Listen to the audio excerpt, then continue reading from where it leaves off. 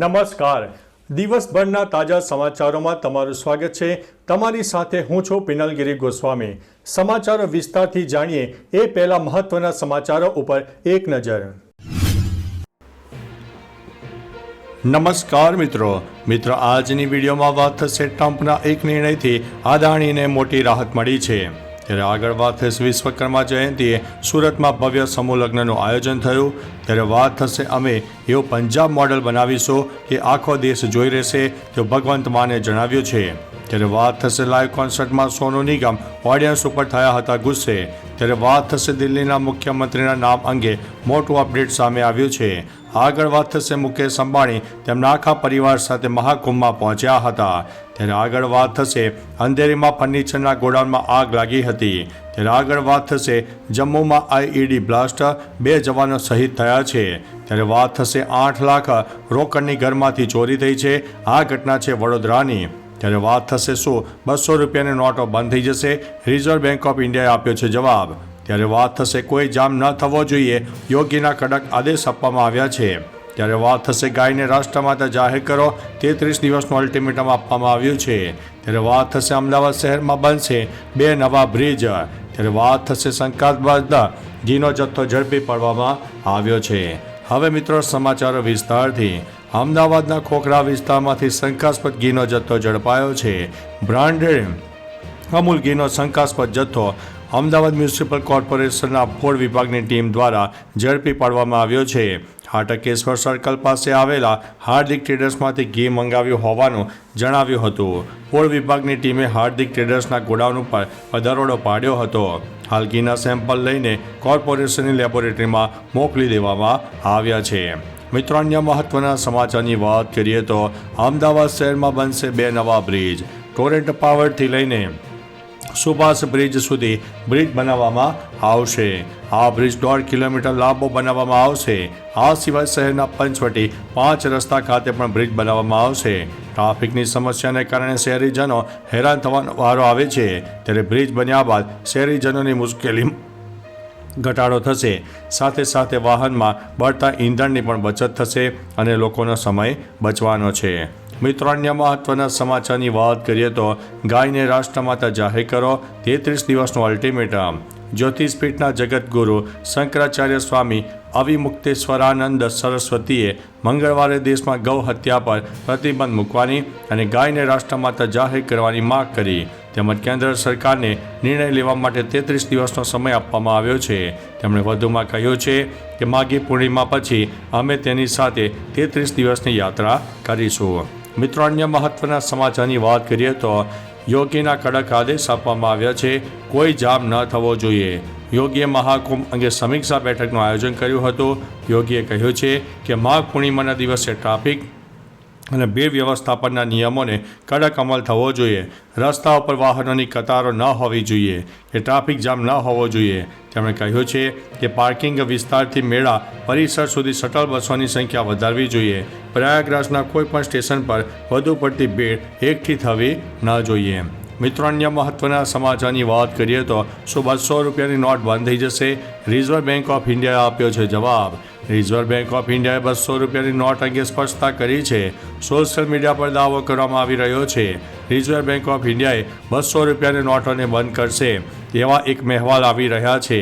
આ સંદર્ભમાં reserve bank of ઇન્ડિયાએ એક મહત્વપૂર્ણ જાહેરાત કરી છે. તેમણે કહ્યું છે કે અહેવાલોને આ નકારી કાઢ્યા છે. 200 રૂપિયાની નોટો ઉપર કોઈ પ્રતિબંધ નથી. 200 રૂપિયાની નોટો બંધ કરવાનો કોઈ નિર્ણય સરકાર દ્વારા લેવામાં આવ્યો નથી. એટલે આવી બધી અફવાઓથી દૂર રહો. મિત્રો અન્ય મહત્વના સમાચારની વાત કરીએ તો 8 લાખ રોકડની ઘરમાંથી થઈ છે ચોરી. વડોદરામાં તસ્કરોને જાણે કે પોલીસનો કોઈ ડર જ ના હોય તેવી રીતે શહેરમાં ચોરીની ઘટનાઓ દિન પ્રતિદિન વધી રહી છે. ત્યારે શહેરના સયાજીરાવપુરામાં તસ્કરોએ તરખાટ મચાવ્યો છે અને પોલીસના નાઇટ પેટ્રોલિંગના ધજાગરા ઉડાડ્યા છે. આજવા રોડના સયાજીપુરામાં આવેલી સેવાકુંજ સોસાયટીમાં ચોરીની ઘટના બની છે. પરિવારજનો ભાવનગર લગ્નની તારીખ નક્કી કરવા માટે ગયા હતા અને તસ્કરોએ ચોરીનો ખેલ પાડી દીધો હતો. મિત્રો અન્ય મહત્વના સમાચારની વાત કરીએ તો આઈઈડી બ્લાસ્ટ 2 જવાનો થયા છે શહીદ. જમ્મુના અખનૂર સેક્ટરના લાલોલીમાં એલઓસી નજીક આઈઈડી બ્લાસ્ટ થયો. વિસ્ફોટમાં વ્હાઇટ નાઇટ કોલ પર પેટ્રોલિંગ વિસ્તારના 2 જવાનો શહીદ થયા છે, જ્યારે એક સૈનિક ઘાયલ થયો છે. વ્હાઇટ નાઇટ કોર્પ્સે એક્સ ઉપર પોસ્ટ કરીને આ માહિતી આપી છે. એવું પણ લખાયું છે કે સૈનિકો સતત પેટ્રોલિંગ કરી રહ્યા છે અને સર્ચ ઓપરેશન પણ ચલાવી રહ્યા છે. મિત્રો, અન્ય મહત્વના સમાચારની વાત કરીએ તો અંધેરીમાં ફર્નિચરના ગોડાઉનમાં આગ. મુંબઈના જોગેશ્વરી વિસ્તારમાં આગ લાગવાની ઘટના સામે આવી છે. આગને કાબૂમાં લેવા માટે 8 ફાયર એન્જિન અને 8 પાણીના ટેન્કરો ઘટના સ્થળે પહોંચી ગયા છે.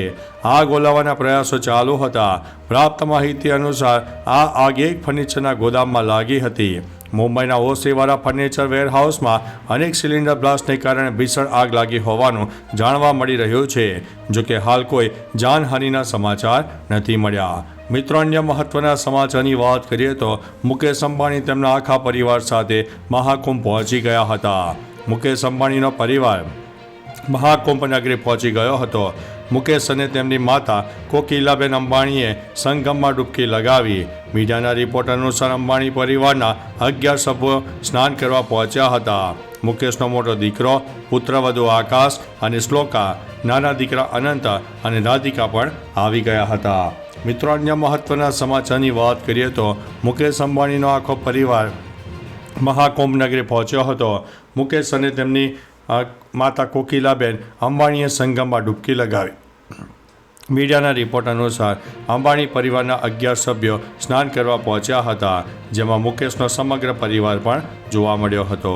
મિત્રો, અન્ય મહત્વના સમાચારની વાત કરીએ તો દિલ્હીના મુખ્યમંત્રીના નામ અંગે સૌથી મોટું અપડેટ સામે આવ્યું છે. દિલ્હીને 16 ફેબ્રુઆરીએ નવા મુખ્યમંત્રી મળી શકે છે. 16 ફેબ્રુઆરીએ ધારાસભ્ય પક્ષની બેઠક મળશે, જેમાં ધારાસભ્ય પક્ષના નેતાની પસંદગી કરવામાં આવશે. દિલ્હીના મુખ્યમંત્રી પદ માટે સૌથી મજબૂત દાવેદાર પ્રવેશ વર્મા છે, જેણે અરવિંદ કેજરીવાલને હરાવ્યા છે. જોકે દિલ્હી ભાજપ પ્રમુખ વિરેન્દ્ર સચદેવા અને વિજેન્દ્ર ગુપ્તા જેવા નામોનો પણ સમાવેશ થાય છે. મિત્રો, અન્ય મહત્વના સમાચારની વાત કરીએ તો લાઈવ કોન્સર્ટમાં સોનુ નિગમ ઓડિયન્સ ઉપર ગુસ્સે થયા. બોલિવૂડ સિંગર સોનુ નિગમ હાલમાં સોશિયલ મીડિયા પર ચર્ચામાં છે. સિંગર સાથે કંઈક ને કંઈક એવું થઈ રહ્યું છે કે ફેન્સ બધું ધ્યાન તેના ઉપર કેન્દ્રિત થયું છે. લાઈવ કોન્સર્ટમાં એવું બન્યું છે કે સોનુ નિગમનો ઓડિયન્સ પર પિત્તો જતો રહ્યો. તેનો વિડીયો ખૂબ જ વાયરલ થઈ રહ્યો છે. આ વિડીયોમાં સોનુ નિગમ સ્ટેજ ઉપર ઊભો છે અને માઇક ઉપર કહી રહ્યો છે, જો તમારે ઊભા રહેવું જ પડે તો ચૂંટણીમાં ઊભા રહો. મિત્રો, અન્ય મહત્વના સમાચારની વાત કરીએ તો ભગવંત માને કહ્યું છે કે અમે એવું પંજાબ મોડલ બનાવીશું કે આખો દેશ જોઈ રહેશે. ભગવંત માને કહ્યું છે કે અમે પંજાબને એવું મોડલ બનાવીશું કે તમે જોતા રહી જશો. અમારા સ્વયંસેવકો અને કાર્યકરો સમર્પિત છે. દરેક લડાઈમાં પંજાબનું યોગદાન સૌથી આગળ હોય છે, ભલે તે અનાજની અછત કેમ ન હોય. આમ આદમી પાર્ટીના 4 સાંસદો પણ સૌથી પહેલાં પંજાબમાંથી આવ્યા હતા. અમે મેદાનમાંથી બહાર આવ્યા છીએ અને પંજાબના લોકોનું દિલ કેવી રીતે જીતી શકાય તેના ઉપર કામ કરવાનું છે. મિત્રો, અન્ય મહત્વના સમાચારની વાત કરીએ તો વિશ્વકર્મા જયંતિએ સુરતમાં ભવ્ય સમૂહ લગ્નનું આયોજન કરવામાં આવ્યું હતું. વિશ્વકર્મા જયંતિ નિમિત્તે સુરત ખાતે શ્રી સૌરાષ્ટ્ર ગુર્જર સુથાર જ્ઞાતિ મંડળ દ્વારા 32મા સમૂહ લગ્ન સમારોહનું આયોજન કરવામાં આવ્યું હતું. આ સમારોહમાં 10 નવ દંપતીઓ લગ્ન ગ્રંથિથી જોડાયા હતા. વિશ્વકર્મા સત્સંગ મંડળના સહયોગથી ભવ્ય શોભાયાત્રાનું આયોજન કરવામાં આવ્યું હતું. અંબાજી મંદિર સીમાળા ગામથી નીકળેલી આ શોભાયાત્રામાં તમામ વરરાજાઓ જોડાયા હતા. મિત્રો, અન્ય મહત્વના સમાચારની વાત કરીએ તો ટ્રમ્પના એક નિર્ણયથી અદાણીને મોટી રાહત થઈ છે. અમેરિકાના રાષ્ટ્રપતિ ડોનાલ્ડ ટ્રમ્પે સોમવારે મધ્યરાત્રિએ 1977ના વિદેશી ભ્રષ્ટાચાર અધિનિયમને નાબૂદ કરવાનો આદેશ જારી કર્યો છે. ટ્રમ્પના આ નિર્ણયથી ભારતના અગ્રણી ઉદ્યોગપતિ ગૌતમ અદાણીને મોટી રાહત મળવા જઈ રહી છે, જે કાયદા હેઠળ તેમની સામે તપાસ ચાલી રહી હતી. ડોનાલ્ડ ટ્રમ્પે કહ્યું છે કે વિદેશમાં વ્યવસાય મેળવવા માટે વિદેશી અધિકારીઓને લાંચ આપવા બદલ કોઈ કેસ દાખલ ન થવો જોઈએ. તો ચાલો મિત્રો, ફરીથી દેશ અને દુનિયાના સુપરફાસ્ટ સમાચાર લઈને મળતા રહીશો. ત્યાં સુધી અમને રજા આપશો. નમસ્તે.